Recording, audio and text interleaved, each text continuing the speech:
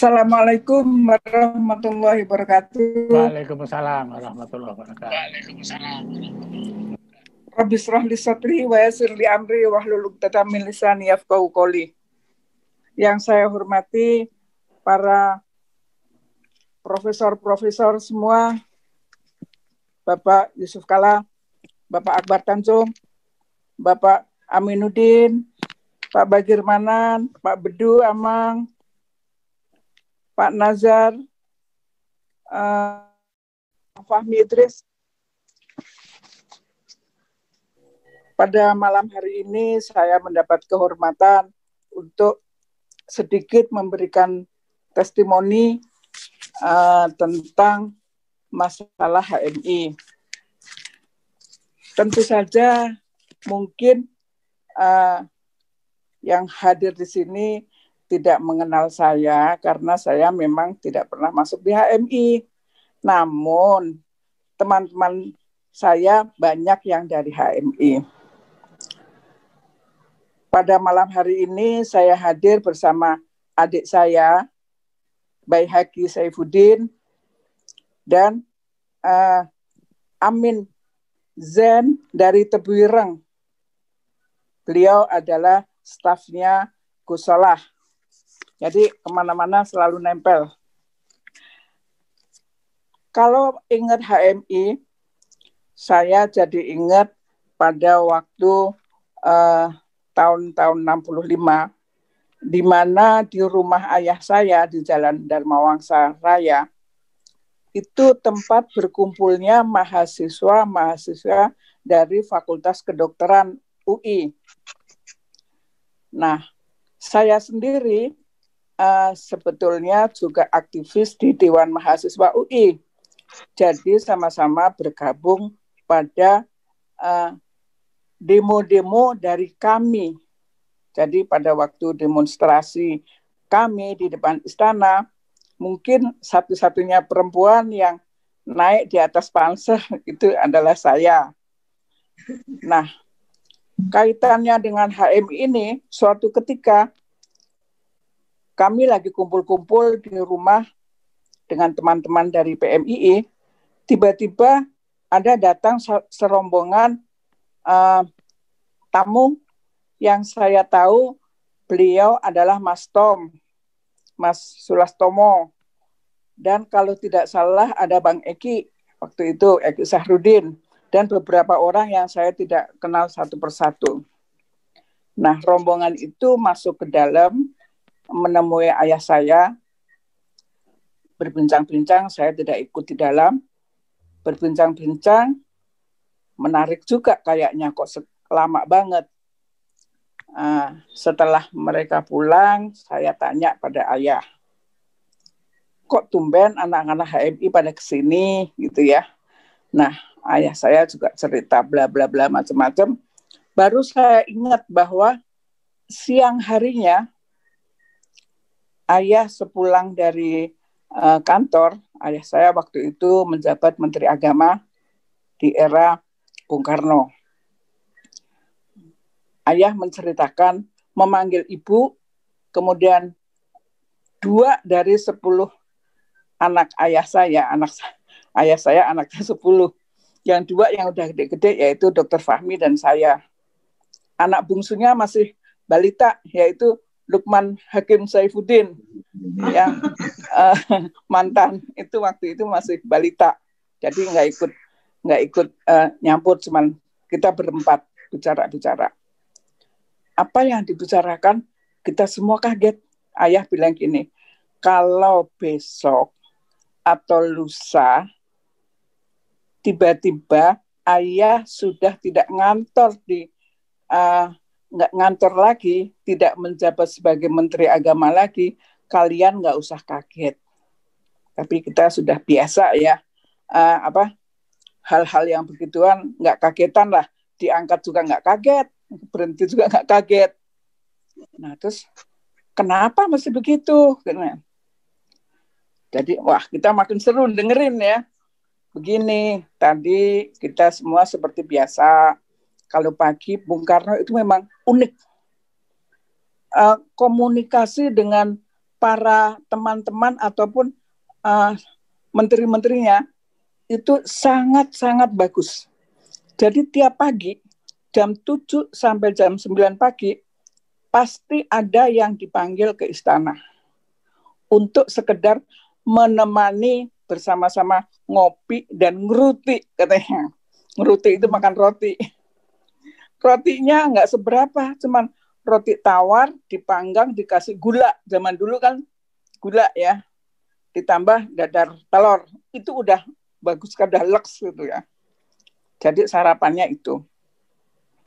Setelah ngobrol-ngobrol dengan beberapa menteri, tentunya nggak semua digilir. Karena tadi kan sudah disampaikan bahwa ada 100 menteri ya, kalau dipanggil semua kan kayak rapat jadinya.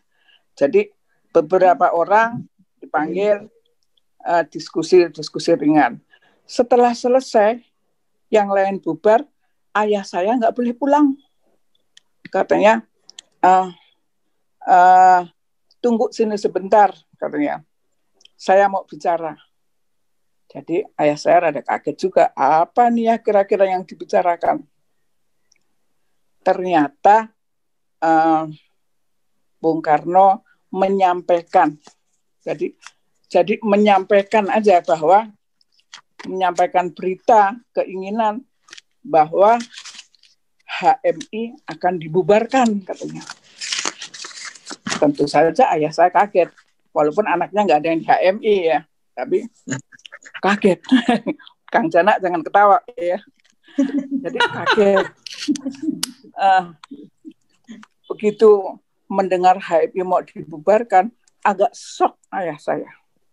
Udah shock, ditambah lagi, ya, tapi kagetnya nggak terlalu ditunjukin ya. Nanti tambah mantap mau membubarkan HMI-nya. Kemudian ayah saya tanya, kenapa mau dibubarkan? Ya, HMI itu ini banget organisasi yang sangat aktif dan revolusioner katanya. Apalah gitu katanya, pokoknya nggak cocok.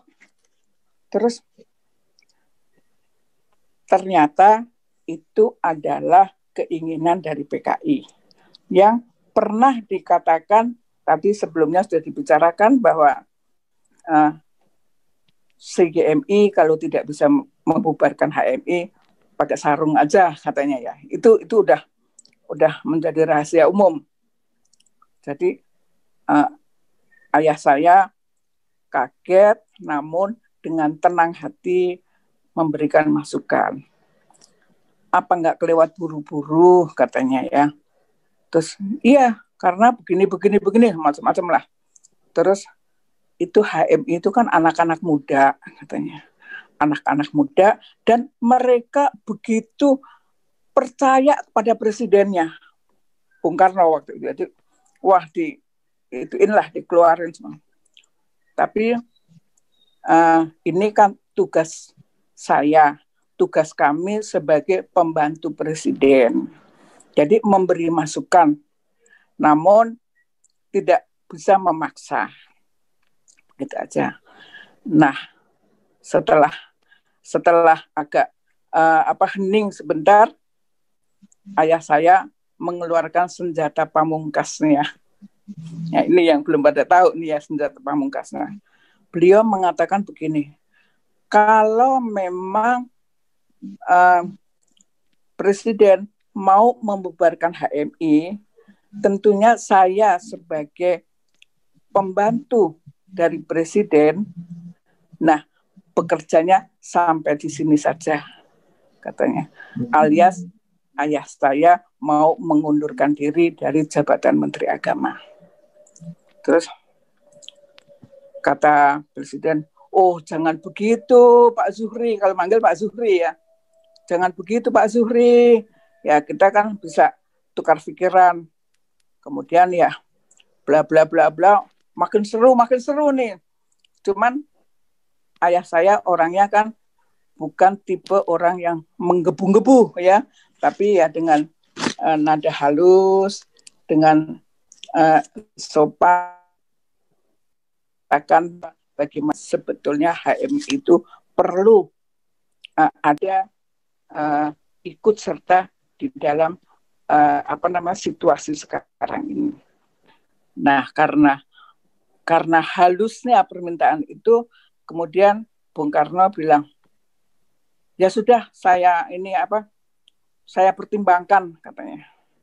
Ya, katanya baru mau dipertimbangkan, gitu. Asal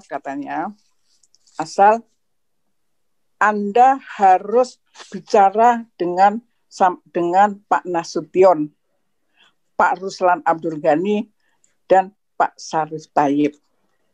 Nah, dengan ketiga orang itu harus memanggil dan membimbing HMI secara langsung, katanya. Terus, oke, kata ayah saya. Kemudian jabat tanganlah beliau berdua. Jabat tangan, ingat ya, Pak Zuhri, katanya, ingat ya, harus benar-benar dibimbing itu HMI itu, nggak boleh sakar PDW, katanya gitu ya. Baik, pokoknya ini saya kan tadi sudah menyatakan saya akan membantu karena saya adalah pembantu dari presiden.